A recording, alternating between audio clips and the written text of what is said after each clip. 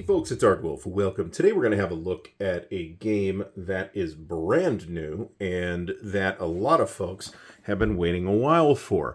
This is Alliance from Columbia Games, and the fine folks at Columbia Games were kind enough to send me this copy. This has been in the cooker for quite a while. Game designed by Tom and Grant Dalglish. Tom is Grant's dad, if you don't know that, and Bruce McFarlane.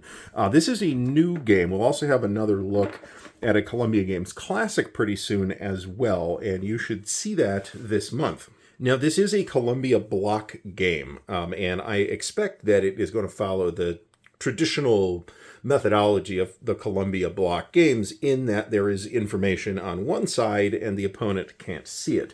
The interesting thing with this one is that this is a multiplayer game. As we can see, 1 to 7 players, 2 to 8 hours.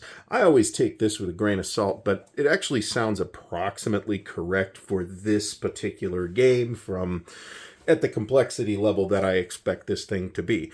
And we've got a picture of the map on the back. Now, the whole thing is in a pretty hobby standard 2-inch box. Columbia has really stepped up on this. That's not really news. That happened several years ago. But for those who remember the old Columbia Games maps on this sort of heavier cardstock as opposed to being mounted, I think they're not doing that anymore. And this is going to be a fully mounted map, as the last several releases from Columbia have been. So let's open her up and take a look. This is a very interesting looking game. Of course, I am a fan of the period, so I expect that this will get played sooner rather than later. So, as expected, we've got an enormous bag of blocks, and this is probably actually, now that I've taken it out and kind of jiggled it around, it's probably not going to fit back in the box. And you can see there's a lot of different colors here to accommodate up to 7 players. There are also 4 6-sided dice, which are red. They should be blue, but you know, I'll write a letter to Congress or something like that. And then there is a deck of cards and a Columbia Games catalog. Take a super quick look through this. So we've got Alliance on the cover. Areas, roads, or hexes. They kind of accommodate all of them in the various Columbia block games. Athens and Sparta, which actually looks fairly interesting to me. The whole thing on block war games, which of course Columbia Games pioneered. Victory, which is sort of a World War II themed war game that is not really simulating the actual war. It's kind of on a generic geomorphic set of maps. I have actually played it, and I wasn't crazy about it because of that. On the other hand, there is Wizard Kings, which is basically exactly the same idea, but it's in a fantasy setting, and I would be shocked if this wasn't tons of fun. So we've got, of course, Harn World. I've done many videos on that, so check the RPG video section of the channel for that. And there's some PC adaptations of a couple of Columbia Games products, including Julius Caesar and Richard III. And I think there's at least 1 or 2 other ones as well. Plus the classic party and convention card game Slapshot and Pacific Victory, which this is the victory system, but it is the actual Pacific War. So this also is interesting. I liked the system mechanically. I just didn't like the fact that it wasn't like simulating a historical thing. So let's first, before we get any further, pull out the board. And we do get a sheet of chits as well. Presumably these will represent money here and position of provinces or territories or areas with the colored national icons. Nice looking map. The box art, by the way, is by Richard Luschek, who has done a lot of really nice work for Columbia Games over the years, and who is, I'm not sure if it's proper to call him the primary artist for the Harn stuff at this point, but it kind of feels like he is because his stuff's in all of them. All right, so this is the map, and I like it. It is somewhat colorful, but not too colorful. I actually don't see the name of the map artist on here, so it is still, I think, a little bit likely that Richard Luschek did the map, but I don't see it on the map either. It's also possible that Tom did it. That's possible. Tom did a lot of the maps for Harn over the years as well. So in addition to this sheet of chits, which is on a pretty thick brown core stock, we also have a sheet of stickers for the blocks. And they're in the national colors, as one would expect. And another very common, maybe not universal, because I haven't played them all, feature of the Columbia block games is that you again, the sticker will go on one side. So the only thing that the opponent will see is the color of the back of the block.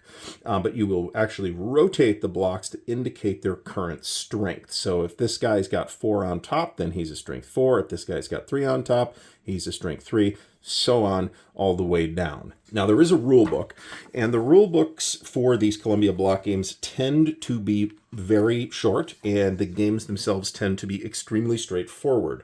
So this is a pretty ideal introductory multiplayer war game, in my opinion, just looking at kind of what it is and the length and density of the rules and all that stuff. Of course, if you don't like block games, then maybe you won't like it, but I kind of like block games, at least in principle, although I haven't played as many of them as I would like. So this is full color. It is on a, I would say, glossy finished paper, and the entire rule book is 12 pages, not all of which is rules.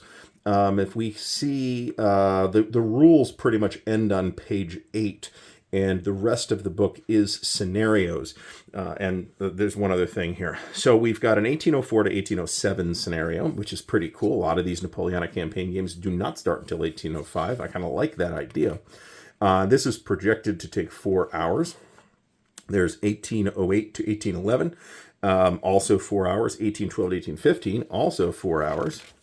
And then that's it. So there are 3 different scenarios which can be linked into a single grand campaign going from 1804 all the way to 1815. And that ought to take, I mean, just add the numbers up, probably about 10 or 12 hours. So that's doable in a day. But you've also got smaller scenarios as well. Here's a little terrain key here, not hugely important in these games. Traditionally, but a very handsome product. The production values are really high. There's not necessarily a huge quantity of stuff in the box, but this game looks like it's got a lot of potential, and I'm very interested in getting it on a table. Now, we do get this deck of cards. So, and these are really very nice. These look like U.S. poker-sized cards to me, for those who want to sleeve them, and I would consider sleeving these. And we can see these smell like activation mechanic of some kind. I'm curious to see how that works, because we've got different colors, so we can, I don't know, I would be completely speculating. There's a whole deck here, and the cards are kind of a linen finish. They feel very nice. In my experience, you know, thicker is usually better. That's cool. That's why we like mounted boards instead of paper maps. At least some people do. I don't care too much personally. It is possible for cards to be too thick. Some of the older GMT cards, for example, were so thick that they tended to chip around the edges. I'm not sure what mechanical quirk caused that to happen in the production process, but more recent cards, including from GMT, and certainly these, which are really nice, do not suffer from that particular problem. So we have, in this case, taken a rather brief look at the brand new game from Columbia Games, another in their seminal series of block games, Alliance. A multiplayer game, unusually for this family of games, and a brand new release from Columbia, which is always great to see. I will put a link to the product page for Alliance, which, like I mentioned at the start of the video, a lot of people have been waiting quite a while for, and I know it's been in the cooker for quite a while over at Columbia. So I will put a product link in the video description if you would like to check it out. Massive thanks to the patrons of Ardwulf's Lair, whose support and encouragement make what we do at Ardwulf's Lair possible. Thank you, patrons. Links to help support the channel are in the video description, so check out the Patreon, the Ko-Fi, and the merch store, where you can get snazzy Ardwulf's Lair t-shirts, drinking vessels, and other cool swag. There is also an affiliate link for Noble Knight Games in the video description. If you buy stuff through that affiliate link, it helps to support the channel with Noble Knight store credit. Thank you, Noble Knight. Until next time, thanks for watching, and happy gaming.